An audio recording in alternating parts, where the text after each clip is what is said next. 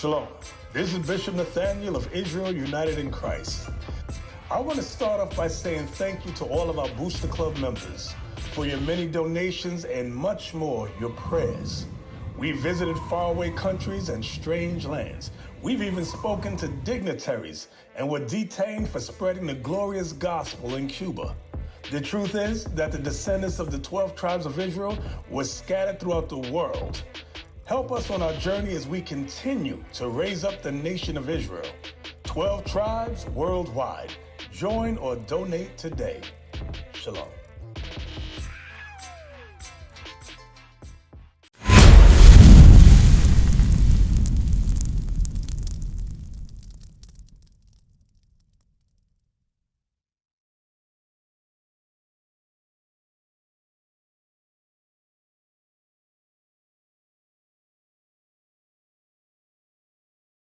Let's go back. Finish reading that again in 2 Maccabees chapter 20 again. You want verse 20, sir, right? Verse 20. Get the video that say Tel Aviv on it ready. Can I get that video? Yeah, verse 20. Verse 20, excuse me. 2 Maccabees chapter 5, verse 20. And therefore the place itself that was partaker with them of the adversity that happened to the nation did Stop. So it say they would that land was partaker in the adversity. That land is in mourning because we're not there. That land does not bring forth its natural fruit, its natural resources. It doesn't bring those things forward because we are not there. Go ahead. Did afterward communicate in the benefits sent from the Lord. And as it was forsaken in the wrath of the Almighty. It was forsaken. That land, the Lord said, I'm not going to continue to bless that land because my people are not there. No blessings going there now. It's look all dusty and busted up.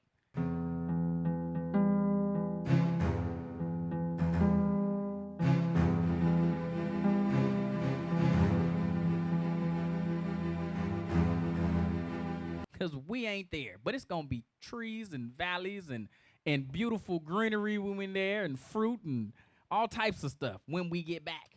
But right now, we can't see it. That's why the scripture tell you, unless a man is born again, he cannot see the kingdom of heaven. You can't even visualize what it actually looked like because all you see in Jerusalem right now is a bunch of dusty sand people. You know what I'm saying? That's all you see. Come on, let's hit that. Hit that thing right quick. Hit play. Just hit play. We ain't going to watch too much of it. Now, pause it again. I'm sorry. So, it's this show I've been watching on Netflix. It's called Extraordinary Homes. And they go to, like, different places, right? And they in these different places. And one of them said Israel. And I said, what? It's Extraordinary Homes in Israel? Oh, yes, it is. Them Edomites done went over there and took our stuff and built some stuff. You know what I'm saying? So click that thing. Now, matter of fact, you don't even got to click. Just look at this. So what you're seeing before your face right now, right, is every wall in that house moves. It moves. So when you see that glass right there, that actually moves. You actually turn your indoor space into outdoor space whenever you want. You can have a poolside living room whenever you want, or you can close it up when it's too cool outside. You know what I'm saying? And this stuff is not only in Jerusalem, but a lot of this stuff is in areas that's right along the coastline. Right along the coastline. This beachfront property they got out there in Jerusalem. Go ahead. So what you looking at again, my fault. So them walls move, right? That water you looking at is not really for swimming. That's what you call a reflection pool. That's how much money they got, man. It just you don't need a water. This is not a pool to swim in. The swimming pool is on the roof. You know what I'm saying? That's on the roof. This is just a reflection pool. You go out there and you reflect, you know? You hear the water and the trees moving and you reflect. It's a reflection pool, Hez. What you know about a reflection pool? That sounds like some extra rich stuff Some right there. extra rich. I just got a reflection pool. You don't swim in that one. You know what I'm saying? Reflection. Hit play.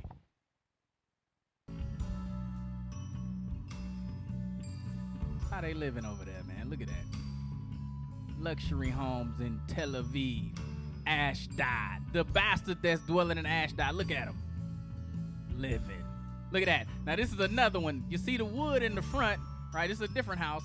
See the wood, but the wood actually moves. all that stuff you seeing in front of you, them walls, they all move around. I think they're going to show them moving around. Let's see. You just see the front of it. Yeah, it just look like a normal little wood wall or something. Next thing you know, inside of there, boom, they got a reflection pool with a dang on. Well, look, click, pause. Look at that.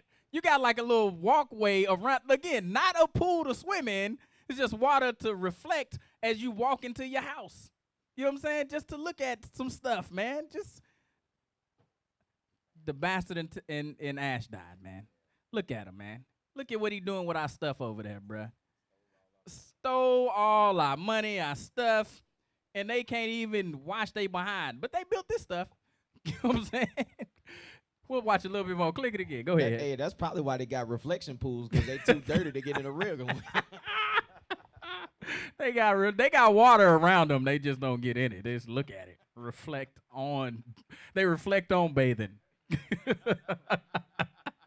To bathe or not to bathe? That is the question. Go ahead. Yeah, all them walls move around, bruh. You know what I'm saying? See, it just look like there's wood everywhere. Next thing you know, look at that. They got the walkway. It's nice, bruh. It's nice, Phalanx. You see that? You see what the bastard is doing in Ashdod? Living. They keep showing the wood because they're going to show you it move. They like just building up to it, I guess. I don't know why. But all these walls move. I digress. Let's go back to the scriptures. I don't want to watch too much of this. I'm going to just get pissed off. But anyway, they over there balling, bro. Read Zechariah 9:5 again. Zechariah chapter 9, verse 5. Was it 5 or 6? 6, sir. All right, get that thing. And a bastard shall dwell in Ashdod. Look at him, man. He over there living. And we just read about their true heritage. They filthy. They nasty. They think they Japhet. They got no language. That's the epitome of what a bastard is. And they called, what the book called them, a parasitic coloration of Judaism. Coloration. You want to look it up? You want to look up what coloration means? I think Amzi want coloration. We don't. That's not typical. Coloration. Let's see. It says the appearance of something with regards to color. Specified. What's that? Pervading characteristic of what? Of tone or tone of something. It's a tone of something. It's pretending to be something that is not. You know what I'm saying? A tone of something that is not. Let's go to. I want to go here. Let's go to Revelations chapter 4. And we're going to look at Revelations chapter 4 again. We're going to start at verse 1. I said this the other day on class, and somebody was, because I go back and I look at the classes I do on Daily Bread, and people be putting stuff in the comments, and then I don't catch it till later. So somebody asked, is that true? And I was making reference to us having different levels in the kingdom. Everybody's not going to be equal. Now, we're going to look at the scriptures to prove that, because somebody said, I don't know if that's right. It's going to be different? Yeah, it's going to be different.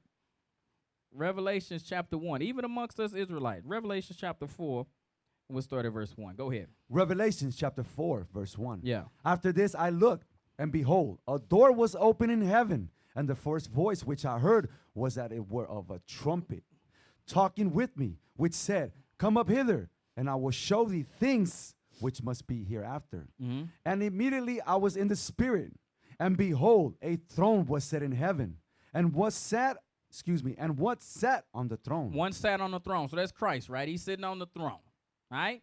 Let's see what happens. Go ahead. And he that sat was to look upon like a jasper and a sardine stone. And there was a rainbow round about the throne, and sight like unto an emerald. Here it comes. And round about the throne, around Christ's throne, go ahead, were 24 seats. You see that? Everybody, it don't say it's going to be 144,000 seats. It was 24 seats. 24 men are going to have a specific connection right there with Christ. And that's why, again, when we read that thing in Proverbs, I think it's Proverbs 20 and 29. Read that thing right quick. We're going to come right back to this. Proverbs 20 and 29, I believe. Could be wrong. 22:29. Thank you. Proverbs chapter 22, verse 29. Yeah, we're going to go on right back to Revelations. Go ahead. Yes, sir. Seest thou a man diligent in his business? When you doing the work, when you busy doing the work, let's see what happens. He shall stand before kings. Uh-huh. He shall not stand before mean He men. going to be in a different place because he's more diligent than another brother or another sister. It's going to be, it's levels to this thing, even amongst the kingdom of heaven. We're not all going to be equal. Let's go back to Revelations. Revelations chapter 4, verse 1. 4 again. Verse 4. Yeah. And round about the throne were, Round about the throne. were 24 seats. So 24 seats. And upon the seats I saw 24 elders. You see that? These men were separate. These men was right there with Christ. 24 of them. Go ahead. Sitting, clothed in white raiment. Uh-huh. And they had on their heads crowns of gold. Now they had on their hands crowns of gold. These dudes was different than everybody else. You know what I'm saying? These was the 24. These dudes was different. They was on another level. Give me, can you look up crowns? Give me crowns. Let's see. People gotta see the stuff, man. What a crown look like. Cause we have in our head, you know what I'm saying, what we think a crown look like. I just wanna, let's see. You know what I'm saying? Because you're gonna get the bastard out of Ashdod, you're gonna have the reflection pools and all that stuff, and then you're gonna get one of these to walk around in. You know what I'm saying? Look at that. Look up Queen Elizabeth crown. Queen Elizabeth. Let's see what she got. I think that thing was worth some millions. Some millions. I saw it a while back.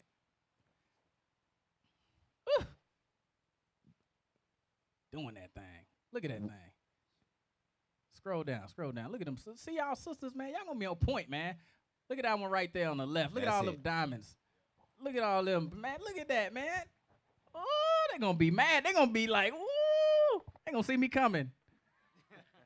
You gonna see my bling before I even get there. Like, dang, something shining, something blinding me. Oh, that must be Zab coming.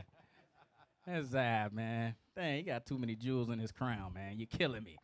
You're blinding me, yeah. Some of y'all not from Texas. Y'all don't know about that stuff. But anyway, where I'm going, what I'm looking at. Revelations, I digress. Yes, sir. We are at verse 4. Read that one more time. Yes, sir. Revelations chapter 4, verse 4. Mm-hmm. And round about the throne were 24 seats. Mm-hmm. And upon the seats I saw 24 elders sitting, clothed in white raiment, and they had on their heads crowns of gold. So these dudes was next level right here. You know what I'm saying? Let's jump over to Revelations chapter 7, right? And let's look at verse 4. Revelations chapter 7, verse 4. Uh-huh. And I heard the number of them which were sealed. And there were sealed 144,000 of all the tribes of the children of Israel. So it's 144,000, right? And you got to understand, even amongst that 144,000, there's going to be rank and structure set up as a government. This is the Lord's government that you're reading about. It's going to be what they got today, your congressmen and your senators and all that stuff. We're going to have some type of form of that government set up. That's what we're going to have. That's what you're reading about. That's what that 144,000 is. They're going to have their own set of crowns and their own way of doing things. They're going to have rank and structure among them. But you got the 24 that's above them, and you got Christ that's above them, and the Father which is above him. That's how it's going to go. It's not, everybody's not going to be on the same level. Let's jump down to verse, what is it? Okay, 9 it is then. Revelation chapter 7, verse 9. Yeah. After this I beheld, and lo, a great multitude, which no man could number, of all nations, and kindreds, and people, and tongues, stood before the throne, and before the Lamb, clothed with with white robes, and psalms in their hands. With palms in their hands. So again, you had the 24. Right? Then you got the 144 here, which is going to have rank, order, and structure amongst them. And then you got the the great multitude, which is a whole nother group of people that's going to be in there. You got to understand, everybody not going to be on the same level. I tried to make it make sense in reference to like what they got in Florida, right? You got Palm Beach, which is the nice, affluent area. And then next to Palm Beach, you got West Palm Beach. You know what I'm saying? Which is, hey, you know what I'm saying? It's Palm Beach, but it's hey, you know what I'm saying? You got St. Louis, and then next to St. Louis, you got East St. Louis, which is, hey, look at it, Amity. I'm not saying that the people that's going to be in the kingdom is going to be like they live in East St. Louis, but I'm just saying it's going to be a difference in the levels. We ain't going to be on the same level. We all ain't going to be on the same level. Let's go to 1 Corinthians chapter 9, verse 24. So you guys want to get into Tel Aviv and to the actual place of our homeland, you got to understand it takes something to do that. 1 Corinthians 9 and 24. 1 Corinthians chapter 9, verse 24. Mm-hmm. Know ye not that they which run in a race run all, but one receiveth the prize. But one, you see that? The person that's running a race, first place is going to get a different prize from second place, who's going to get a different prize from third place, and fourth place is going to get a participation medal. You know what I'm saying? But we all running in the race. You ran, though. You got in. You got something. You just didn't get what the 24 got or the 144 got. It's different levels to that thing. And we going back home. We going back to where the bastard has taken our land and set up these houses and stuff like that. We going back. Get that. Go back to the. I sent you a thing about the rock, the Jerusalem rock. Yeah, give me that. So this tells you right here. So when you looking at Jerusalem, right, it's all like white and stuff, right? It's this one house, when you watch that show, I couldn't find it. But it's this one house where it's made out of this rock because that's all they can build with in that city, right? Let's read it. It say Jerusalem stone is a name applied to various types of limestone, dolomite and dolomitic limestone coming in around Jerusalem that have been used in the building since ancient times. One of these limestones, Melenic, has been used in many of the region's most celebrated structures, including the Western Wall. So the Western Wall is where Herod had built his actual had built the temple, and so that's what that is. So it's saying the actual thing that Herod set up, which was another bastard that was claiming to be us. They saying that that's the actual has some type of validity to what we should or shouldn't use over there, and it don't. It don't. When you read Revelation, it tell you that our kingdom is gonna be paved with gold. You know what I'm saying? That's what we gonna have. We're not gonna be using no old busted up limestone. But in their minds, again, that's how the bastard roll. They think that that's something to build with. I don't know. You know what I'm saying? Let's go back. Let's go to Hebrews chapter 12 and verse 1. I'm pretty sure it's 12 and 1. I could be wrong. Pretty sure. Yeah. Hebrews chapter 12, verse 1. Yeah. Wherefore, seeing we also are compassed about with so great a cloud of witnesses, let us lay aside every weight and the sin which does so easily beset us. Here it comes. And let us run with the patience the race that is set before us. So again, you got to understand, Paul is telling you it's a race. We're not all going to win the same level of prize for running in this race. It's different levels of prizes for winning and coming in second and coming in third in this race. That's what it is. We're not going to all have the same things in the kingdom. Let's go to Genesis chapter 4 and verse 10 right quick. Genesis chapter 4 and verse 10. Again, like we read, that those people were calling themselves Jews, right? Which was a parasitic coloration of Judaism, the parasitic, whatever they called them. Let's read this. Genesis chapter 4, and we'll start at verse 10. Watch this. Genesis chapter 4, verse 10. Yeah. And he said, what hast thou done? So this is Cain. He just killed Abel. Go ahead. The voice of the brother's blood cried unto me from the ground. And now art thou cursed from the earth. What did he say? And now art thou cursed from the earth. So you got to understand, part of being cursed from the earth is what? You got a whole different biological makeup than everybody else now. They cursed from the earth. We all look like the earth. We are brown like the earth. But they are cursed from it, and all the descendants thereafter are. Read that again. And now art thou cursed from the earth, which has opened her mouth to receive thy brother's blood from thy hand. Keep going. When thou tillest the ground. When they till the ground, when they work the ground, what's going to happen? It shall not henceforth yield unto her. So that's the part of the advantage of being a Jew.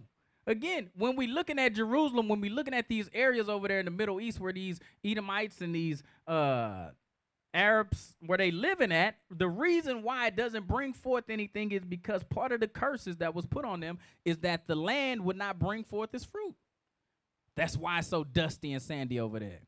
That's why they got to use GMOs and stuff like that to get fruit to be produced. Because, read that scripture again. Yes, sir. When thou tillest the ground, it shall not henceforth yield unto thee her strength. It's not going to give you nothing. It's like, why you hitting me? Why you put the land is for the Israelites, and the land knows that. So it's not going to give you anything. Go ahead, Hess. So you mean that's why they always have us sharecropping, because when we plant, we reap the benefits of the earth. Exactly. And they work out, they get rich off of our labor. Dang, Hess. That's what I'm talking about, Hess. See, I'm glad you didn't read. Let's go. A fugitive and a vagabond shalt thou be in the earth. And Cain said unto the Lord. I want to get to 15. Verse 15. No, I'm saying read all the way to 15. And Cain said unto the Lord, my punishment is greater than I can bear. Behold, thou hast driven me out this day from the face of the earth, and from thy face shall I be hid, and I shall be a fugitive and a vagabond in the earth.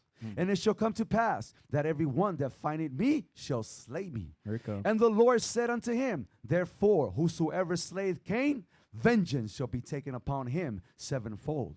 And the Lord set a mark upon Cain. The Lord set a mark upon Cain, meaning that their skin color, their pigmentation was transformed into what you see today. Go ahead. Lest any finding him shall kill him. So that's what it is. The Lord say, I got something special for them. You know what I'm saying? Don't kill them.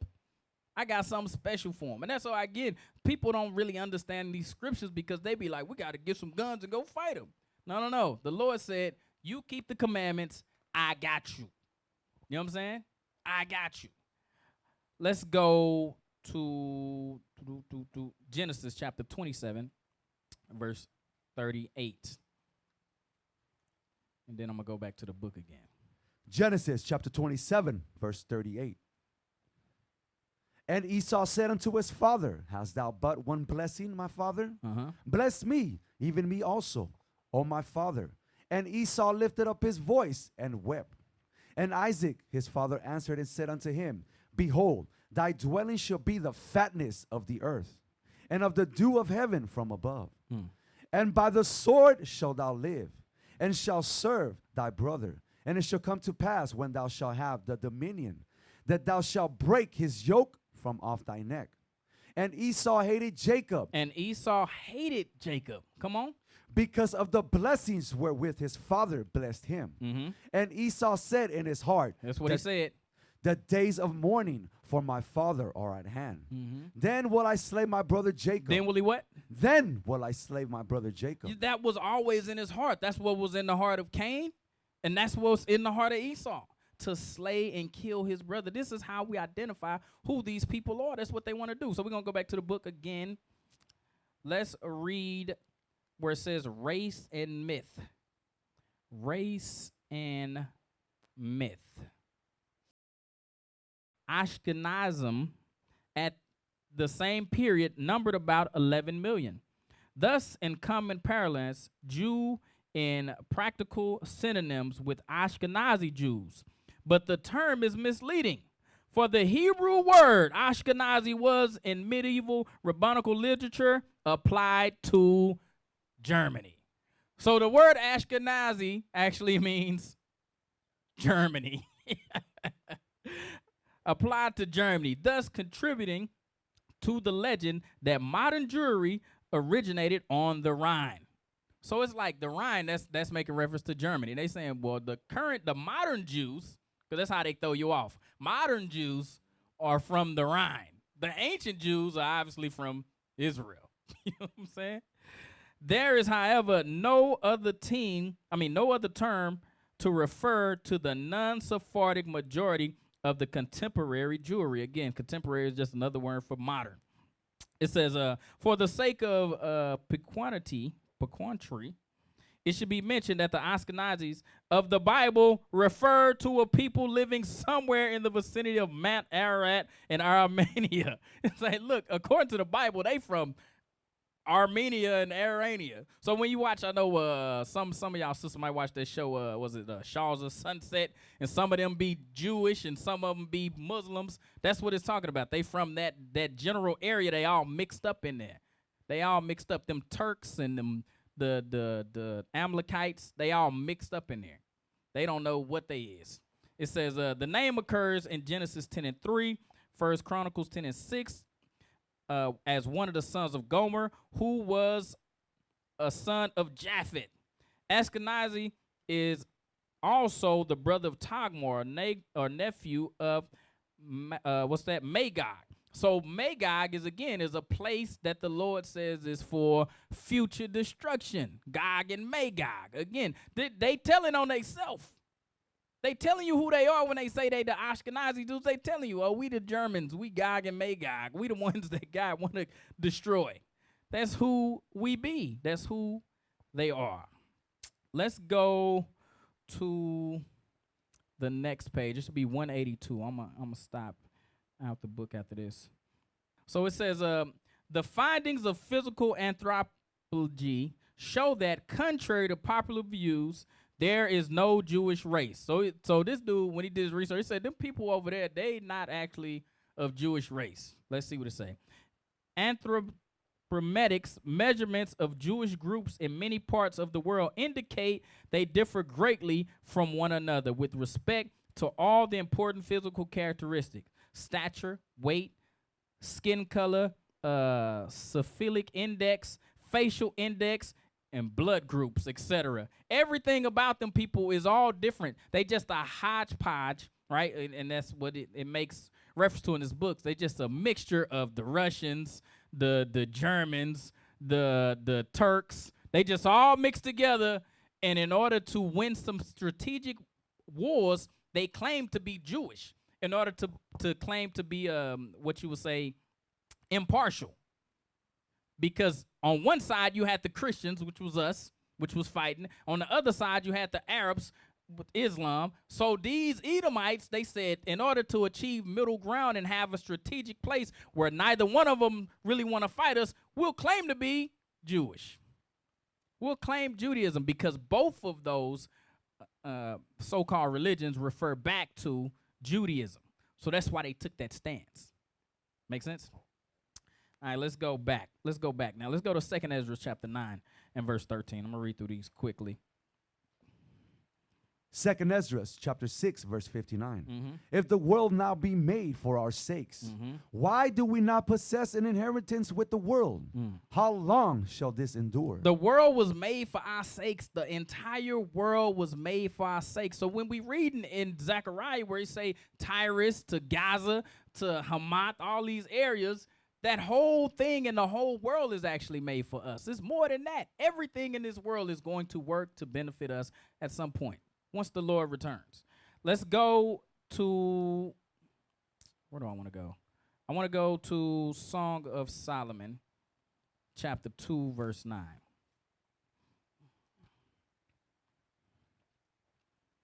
Then we're going to go to 2nd Esdras 7 and 49 is what I wrote down. What's that? Yep. All right, do that first. The first one I called. What did I call first? Song of Solomon 2 and 9. Yeah, read that thing. Song of Solomon, chapter 2, verse 9. Yeah. My beloved is like a roe or a young hart. Behold, he standeth behind our wall. He looketh forth at the windows, showing himself through the lattice. Through the lattice. Look up the word lattice. Can I get a picture of that? The image of lattice. It say we look forward. So in our kingdom, in our homes, in the homes that we will build and that we built in times past, it had things like lattice in there. Let's see what lattice is. And get ready to go to 2nd Esdras 7 and 49. So scroll down. So click on images. Click on images. So again, when I was watching this show, they was showing different lattices that they had set up over there as well.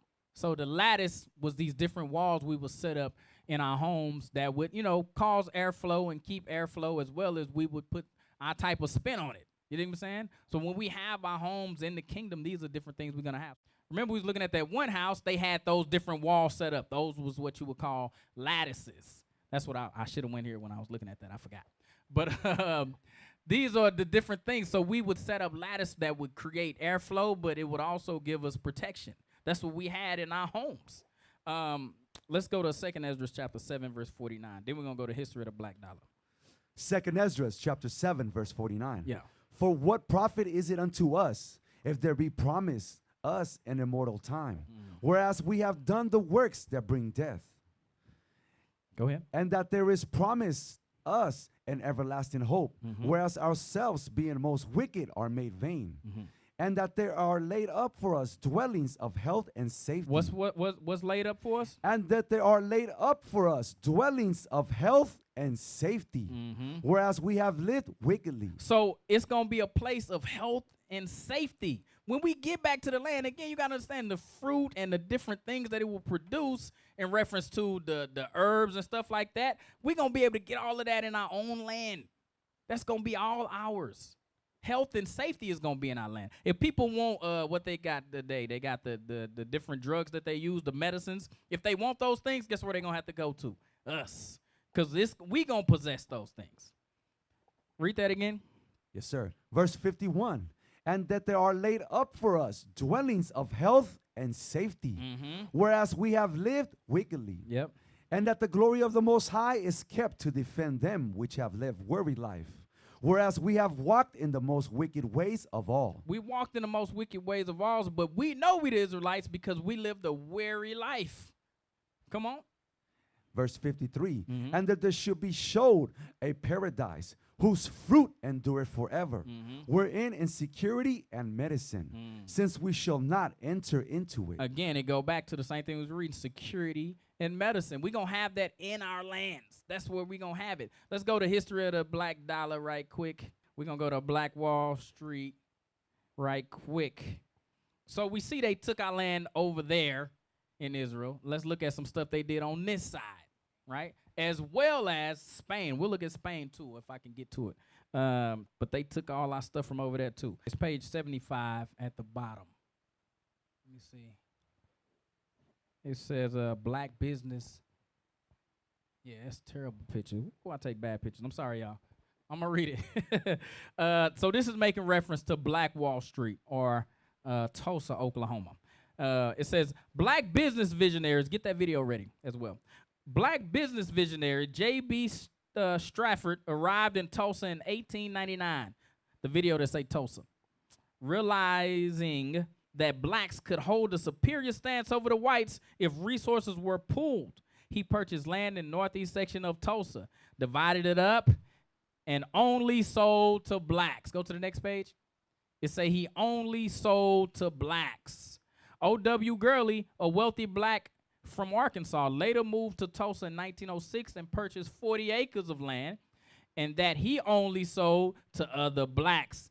This created a refuge for blacks looking to escape Mississippi. So in Tulsa, we had men that thought ahead. They purchased this land, and they only sold to our people. It says, while there were only 2 airports in the state of Oklahoma, 6 black families owned their own planes. The average income for Tulsa black family, this is the average now. The average, where I'm at, I done lost it. The average income for a Tulsa black family in 1910 ran up to $500 a day. Some of y'all don't make that right now. $500 a day? That's back in 1910. $500. A bastard shall dwell in Ashdod. Guess what? A bastard also dwelling in Tulsa. You know what I'm saying? We're going to look at it. It says $500 a day, well exceeding today's average without even adjusting for inflation, exclamation mark. You don't even have to adjust for inflation for $500 a day. That's crazy. That's how we was doing it over there. What advantage have the Jew?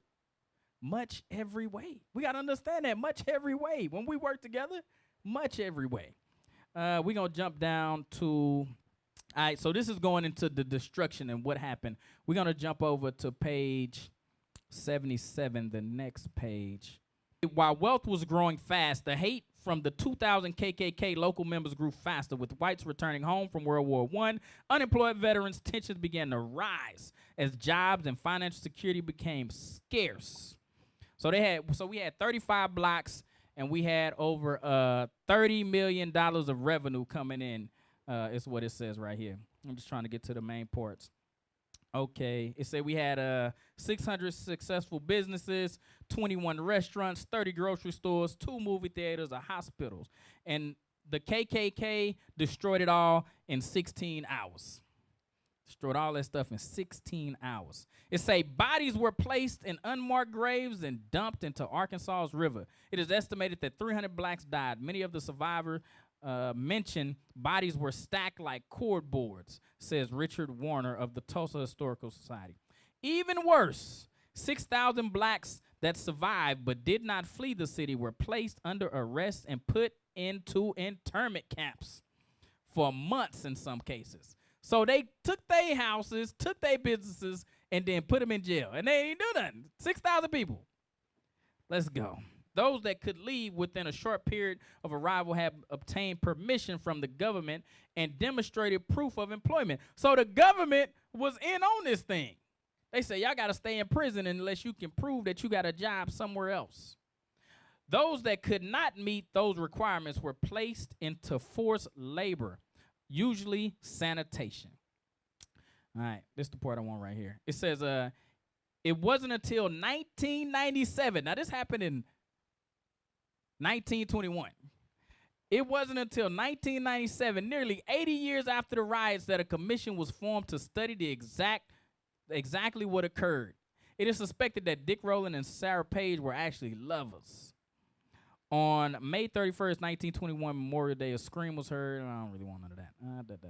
I read this part right here. Okay, it says, the commission recommended, so after they started doing this thing, the research to see what actually happened, it says the commission recommended reparations be paid to the direct survivors of the riots, while a memorial was placed near the affected area in 2001. So they didn't put something up. They put like a statue or something up to say, hey, these riots happened here.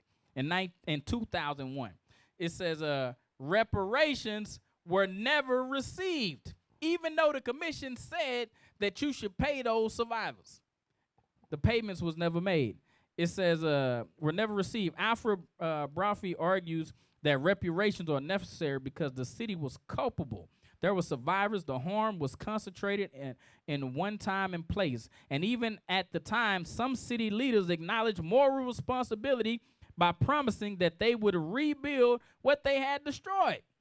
This argument was made to the U.S. Supreme Court in 2004, who ultimately decided to not consider the case due to the statute of limitations. They said, dang, it was too long. It's been too long. We can't even look at the case because it's been too long. So they never rebuilt Tulsa. I wonder what they did build. Let's see. Let's see what they built. Let's see what the bastard built in Ashdod. Click a play. Look at this. Look at this. Look at this. Fox Allen. Trying to get you some luxury living. Look at this thing. They don't got the money to give us reparations, though. They can't rebuild there, though. They got reflection pools in the back heads and fountains. Look at that. This is Tulsa. But they don't have the money to give us reparation, though. But this is Tulsa. Look at that. You can come be a part of that. A pool outside the pool. Hell, I'm telling you, those are called reflection pools. You just look at them. You just reflect as an Ashdod and say, should I take a bath or not? Just reflect. Look at the hallways, man. Yeah, the art all on the wall. This is Tulsa. But we can't get reparations, though. But there's somebody over there doing this thing. All right, we good, man. You can take that off, man. Goodness. This is what's going on in good old Tulsa. Let's go back. Let's go to 2nd ESDRAS chapter 3, verse 23. I'm almost done. I'm going to wrap it up. 2nd ESDRAS chapter 3, verse 23. Yeah. So the times passed away, and the years were brought to an end. Then didst thou raise thee up a servant called David, whom thou commandest to build a city unto thy name, and to offer incense and oblations unto thee therein. When this was done many years, then they that inhabited the city forsook thee.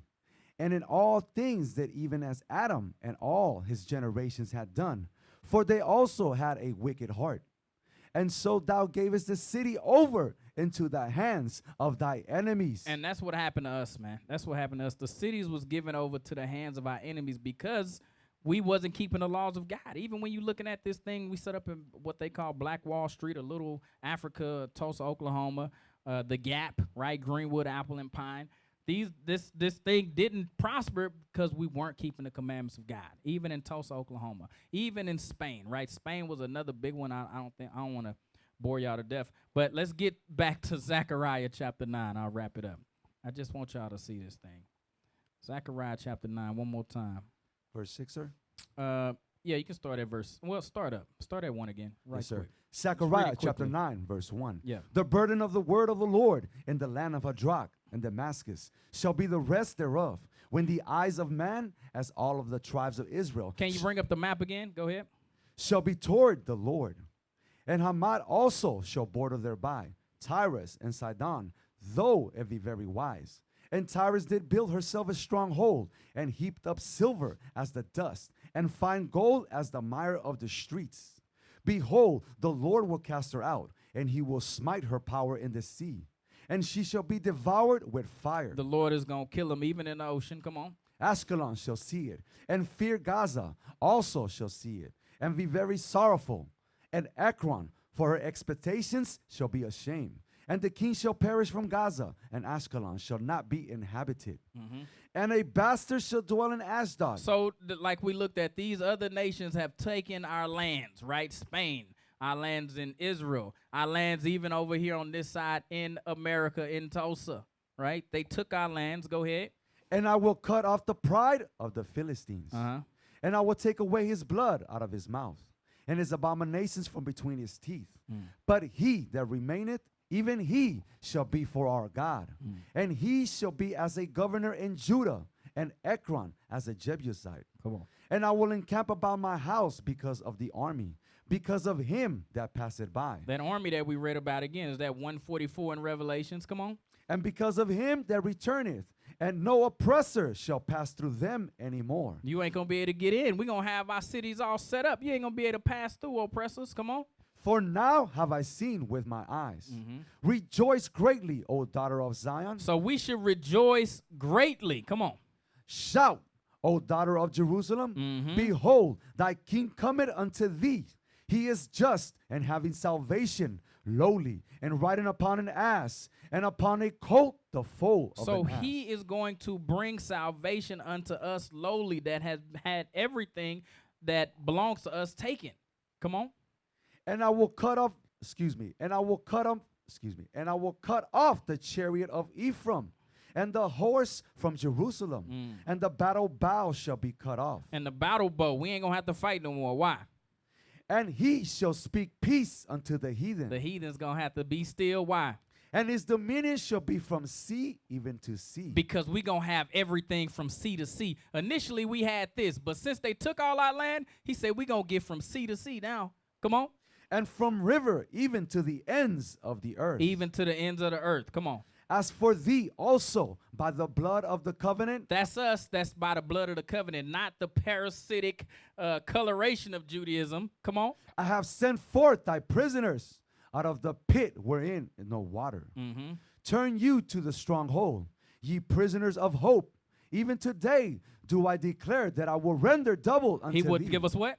I will render double. We gonna get double. Everything that they took, we gonna get double back. He will render double unto thee. Unto thee. So everything that was taken from us, from Tulsa to Jerusalem to Spain, we gonna get it all back. Even though they over there dwelling in our spaces and building their houses and their fortresses and their reflection pools heads, they building all this stuff. We coming to get it back, and we gonna take double. We used to scream black power while Heron was pushed. But at the end of the day, nothing's in vain. IUIC has been given a vision. The tents of Judah has risen. Many has attempted the mission. Minor murmuring, omitting, and missing the mark.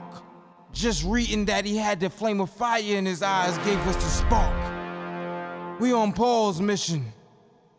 We out on the road, purple and gold. From Mexico, Cuba, Haiti, Ghana, Sierra Leone.